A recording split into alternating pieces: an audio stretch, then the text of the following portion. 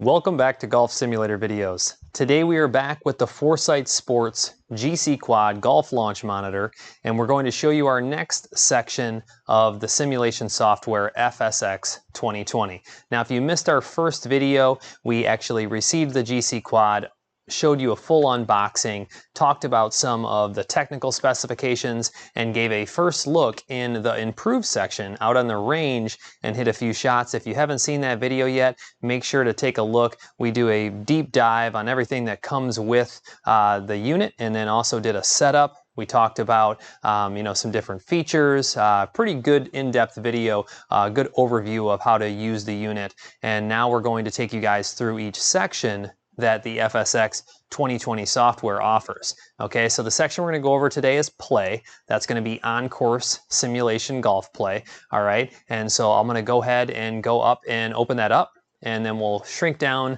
my swing camera and get it out of the way so you guys can see everything as I'm doing that.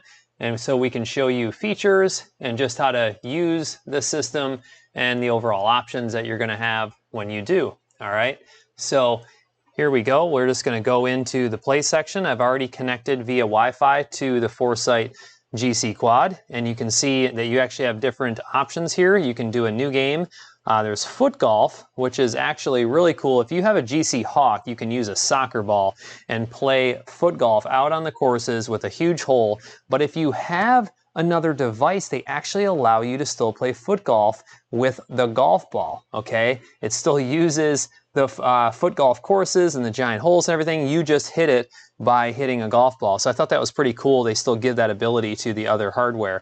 All right, so there's a little list of last played that looks at the courses that I've actually gone out and checked out, and then you can see random play, whereas if you just want the computer to decide their course and game settings, you can do so. We're gonna do new game today, and I figured I would pick this course that I haven't played any holes on yet, which is Willow Crest. Looked pretty cool.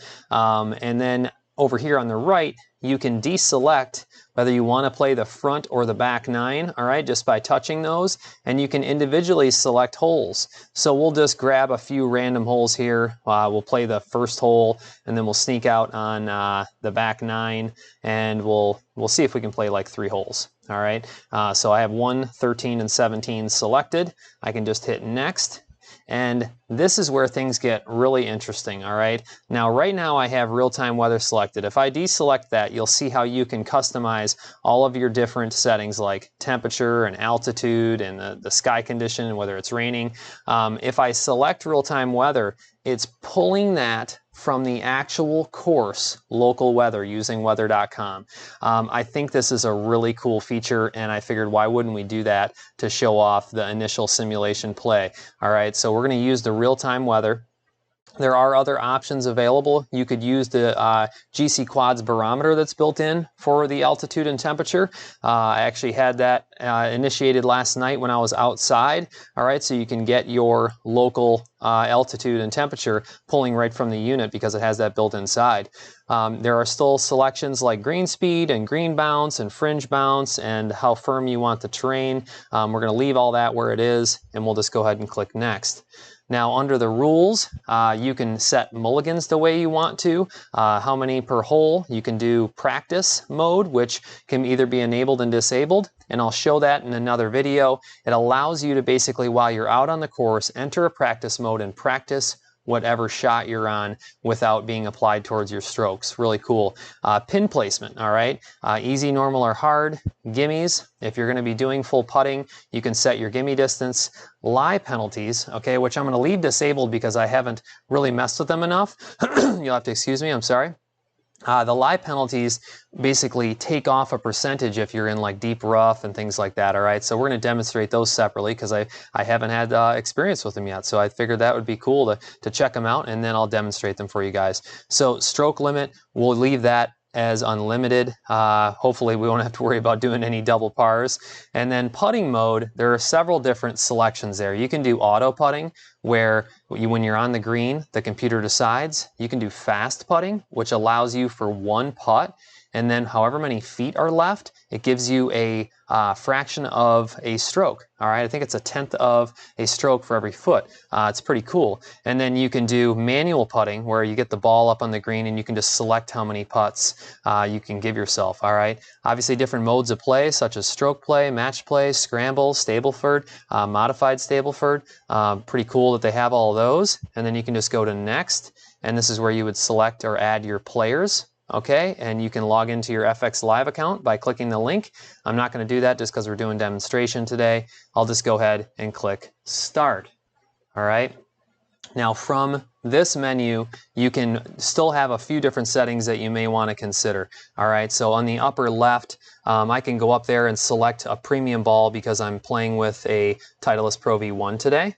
All right, you can set your camera view. If you hit that little video icon there, the video camera icon, that you can set your trajectory view. All right, and I'll demonstrate all of these in a separate video, but today we're going to be using the chase mode with exact tracking. All right, I've played with them a little bit, and I definitely like how it follows the ball and you know, the way that it looks.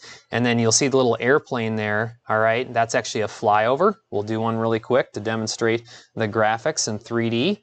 Very smooth. All right. And then what else should we show on this one? The trajectory shots there, that's going to be when you pull up your data. And then the little ball rolling, I'm going to show that once we get up towards the green, because you can set you know, the undulation to, you know, view. So we'll do that once we're up towards the green. If you look up in the upper, kind of up in the upper left, in the top center almost, where it says Internet, that is our local weather being pulled in. Doesn't look like it's too windy. You can see the trees just moving just a little bit.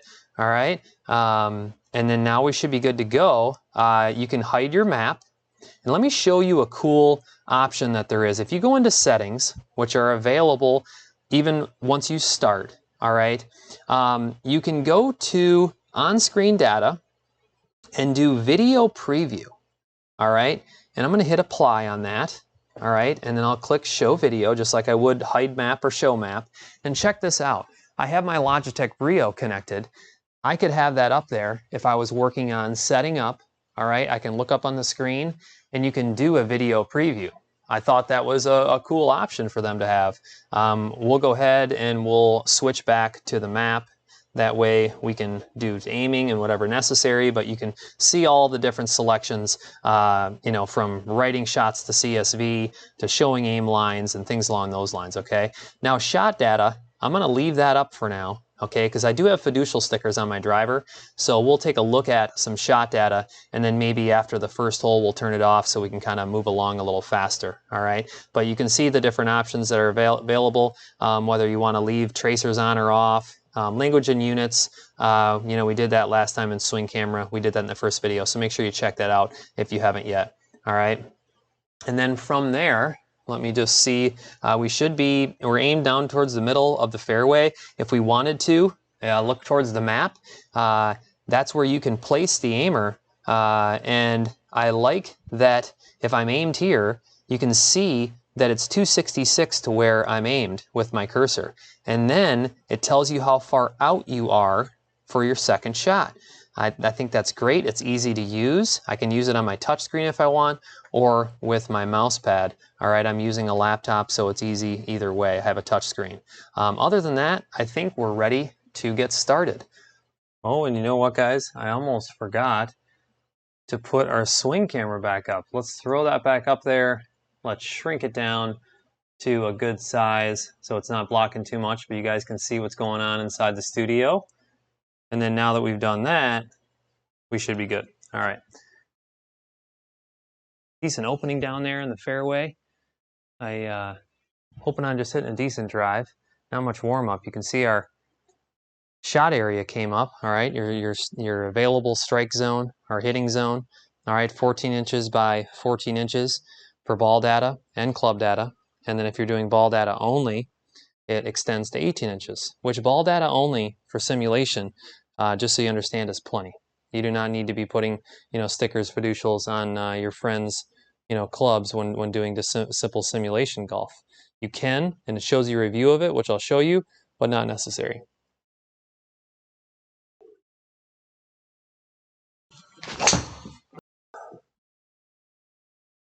All right, I think I'll take that. That wasn't the best strike, but for the first drive of the day, 3D grass rolls out in. Nice drive. All right, what do we got? Yeah, that just was a little off the heel. Wasn't my best drive, but yeah, you can see a little high spin there. Ball data comes up next. You can see your 2D overhead dispersion. There's that strike. Oof, low and heel. Not the best, all right? But we have a good approach shot, all right? It was still a decent drive. I get to learn a little bit from the first drive of the day, and now we get to try to stick our wedge close. 97 yards and it's uphill. I'd rather not swing after a 58. I'd rather take a little off of a 54.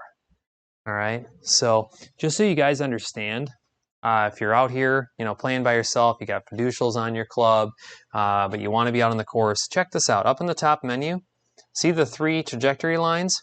If I pull those up, let's say I really want to look at my video or the ball, or how about the club data in this case, I get to see what's going on, all right? So you can see that my path was 4 degrees into out. Face wasn't too bad, but really the impact was way off, all right?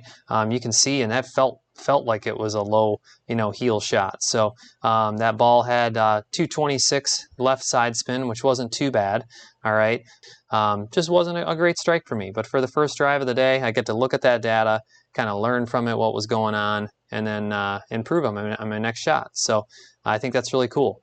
And then we're ready to go on this approach shot, 97 yards out. We'll use our 54-degree wedge, all right? You can see there's only a few miles per hour wind at our local course here, all right?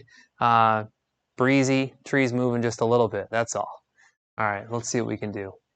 97 yards. I can't stick it too close because I have to show you guys putting, which I probably won't, but it's a decent shot for me, a little short. I took too much off. Greedy. All right, fair enough. Fair enough. Leave it a good distance so I can show you guys putting. All right. Now I don't have fiducials on this club, so when it takes you through this recap, and like I said, we can shut this off so it doesn't take too long. I'll actually do it right now when I show you something else, but I wanted to show you how it still shows you what it is reading and is available for your club data, okay? Just that impact position and certain advanced, data points, you need the fiducials on in order to get that. But I like how, let's say someone's starting out and they want to pick up a GCQuad and can't add on the club, head data yet, that feature. Simulation golf is perfect with ball data. So just understand that. What we're going to do is we're going to go right up into the settings up here. It's available during play. We're going to go right into the on-screen data, and then right where it says show data after shot, we're just going to turn that off. We're still going to get this little recap. The last shot results, it shows you your distance, all right? And there's a few points of information. Hit apply, all right? And then close that out. And then now we won't have that delayed, screenshots of everything. Now there's 2 different features once you're up on the green. There's the first one that's right here, the ball rolling down the hill. That's going to take you down low to the green, kind of show you the undulation. It's going to lift back up, and it's going to drop balls down to kind of show you the break of the green, okay? Now, I like the grid. So if you look over here a little further to the left next to the camera, if you hit that, that's your grid, and that's going to show you, a good idea of where the green is going to break. You can see this is going to be a left to right putt, and it's a long one. 32 feet, 8 inches uphill. Wow. You can aim inside the simulator if you'd like. I like putting straight and trying to aim inside the software. All right, so I'm going to aim over here. Since it's moving fast, I wouldn't think it's going to break too hard. This is a pretty serious putt. I'd like to talk about the putting hitting area, which is actually just a little further back from the normal full swing hitting area. All right, there you go. It displays it right on the screen, easy to put it in there, and now we're ready to putt. I do have the putting analysis, and we already took it outside to mess with it. I was with my swing coach, and wow, did I learn a lot in a short period of time. We're going to have to do a full video on that, probably multiple videos on the putting analysis add-on that we have on the quad. 32 feet plus 8 inches. I'm a little over 10 feet to my screen, just so you guys understand.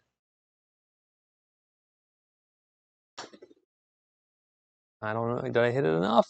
I felt it was a little short. I was so worried about crushing it. It's a gimme though, I got it within 6 feet. All right. I can't not be happy with that. Not bad, not bad. And you know, depending on where we land in this green, maybe I'll demonstrate a short putt for you guys. You know, even if it's a 10-foot putt, maybe I'll just hit it 5 feet so you guys can see how far that moves and the reaction of short putting. I've been happy with the short putting, I'll tell you what.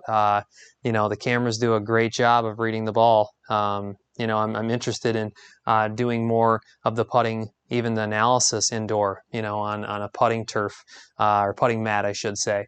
I have several of them, so that'll be fun. So 149, 2 feet uphill. It's a little bit long of a 9-iron for me. I'm going to hit an 8-iron. Let's see what we can do here.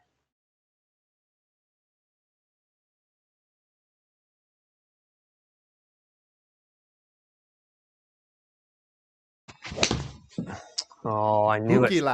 Knew it was going left when I hit it. But guess what?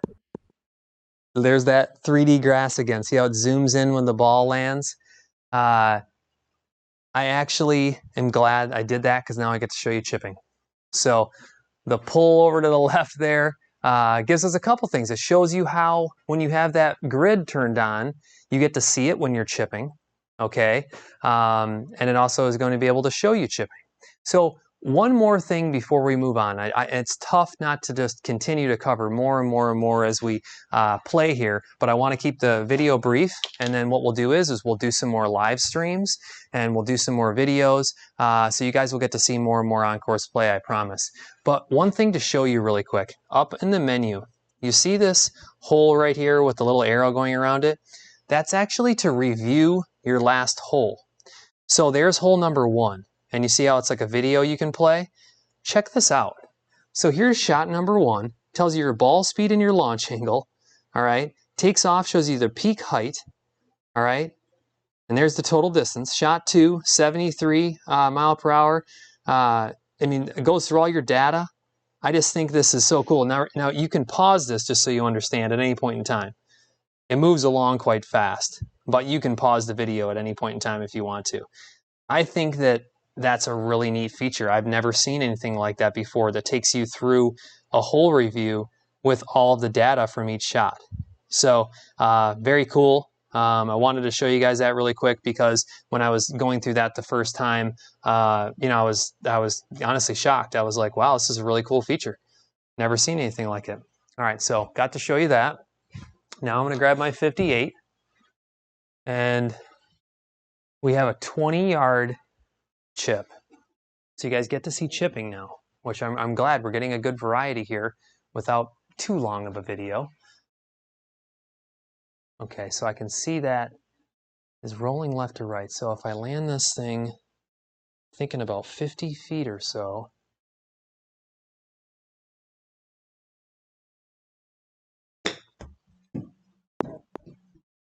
oh boy, slow down.